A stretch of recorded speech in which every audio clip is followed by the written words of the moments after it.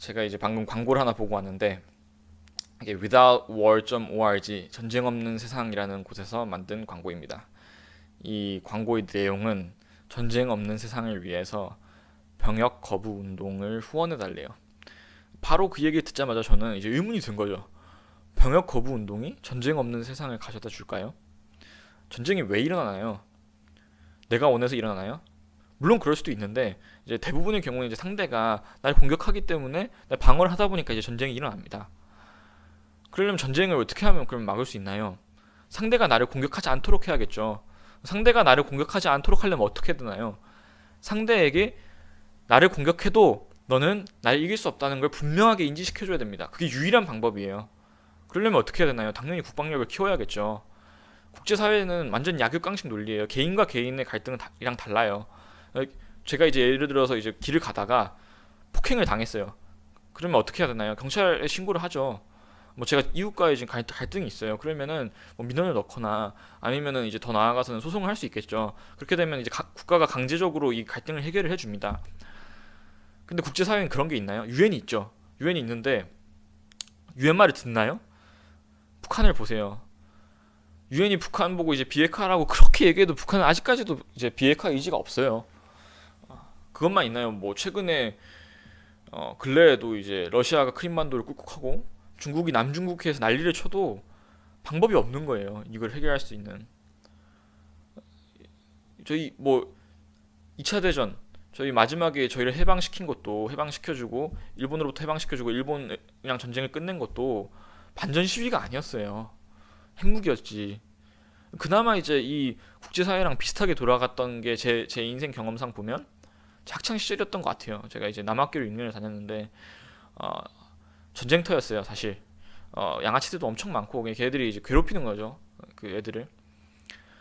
그러면 이제 이걸 어떻게 해결하나요? 그 학교 폭력 문제를 어떻게 해결하나요? 제일 좋은 건 이제 학생이 선생님한테 가서 자초지종을 얘기해서 선생님이 이제 혼내고 이게 끝났어요. 그러면 이제 베스트 케이스. 그게 아니면 어떡하나요? 싸워야 됩니다. 싸워가지고 얘가 나를 때려도 자기도 어느 정도 맞아서 피해를 본다는 거를 인지를 시켜야 돼요. 나 가만히 있지 않는다. 나도 이제 공격할 수 있다. 이런 것들을 인지를 시켜줘야 다시는 괴롭히지 않습니다. 실제로 제가 사례를 봤고요. 이제 덩치가 되게 작은 친구가 있었는데 괴롭힘을 당하니까 이제 의자를 한번 집어 던졌어요. 그래가지고 이제 어, 맞은 친구가 이제 화가 나고 더 때리고 싶었지만 이제 더 하면 자기도 다치니까 이제 그만둔 거죠. 물론 극단적인 예외의 경우도 있을 수도 있어요. 하지만 이 해결책이 그 가해자를 찾아가서 나도 주먹을 안 들 테니까 너도 주먹을 들지 마. 나를 괴롭히지 말아줘. 이렇게 얘기하는 건 아니라는 거죠.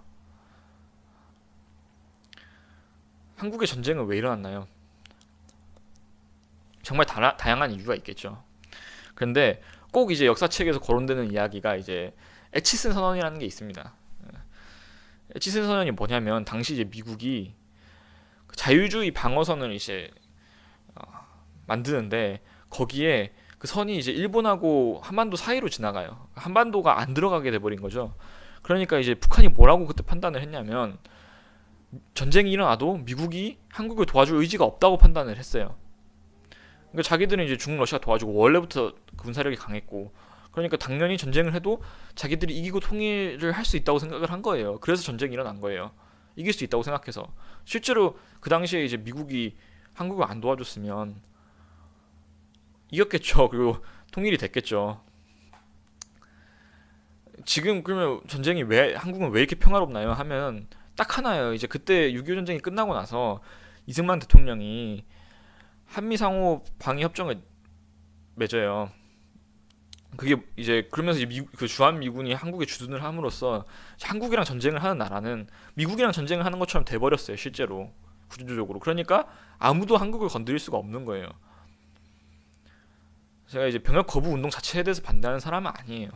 아마 이제 이 영상을 보고 계신 이제 군대 선임, 뭐 후임, 동기들은 의아해할 거야. 아, 제가 저렇게 군대를 좋아했던 친구인가? 저 적응 잘 못했어요. 적응도 못했고 정말 싫었어요. 그 분위기도 싫었고 거기서 일어난 일들도 너무 싫었고 다 싫었어요. 그래서 병역 거부 운동 할 수 있어요. 그리고 전 대체복무도 찬성을 해요. 그런데 이제 뭘 하지 말라는 거냐면 기만을 하지 말자는 거예요. 이 병역 거부 운동이 전쟁 없는 세상을 가져다 주기 위한 운동인 것처럼 하는 거는 저는 정말로 기만하는 행위라고 생각을 해요. 어, 지금 아마 혹시라도 이 영상을 보는 사람 중에 군대 이제 그 갈 예정인 사람이 있으면 좀 꼭 얘기해주고 싶어요. 그 가는 게 정말 중요한 일인 거예요. 가서 하는 일은 전혀 중요하지 않을 수 있어요. 아마 한 8, 90%는 중요하지 않은 일일 거예요. 그래도 우리가 어느 정도의 군사력을 유지하고 육군의 숫자를 유지하는 거는 이제 평화를 지키기 위해서 정말 중요한 일입니다. 자부심을 가지고 가셨으면 좋겠어요.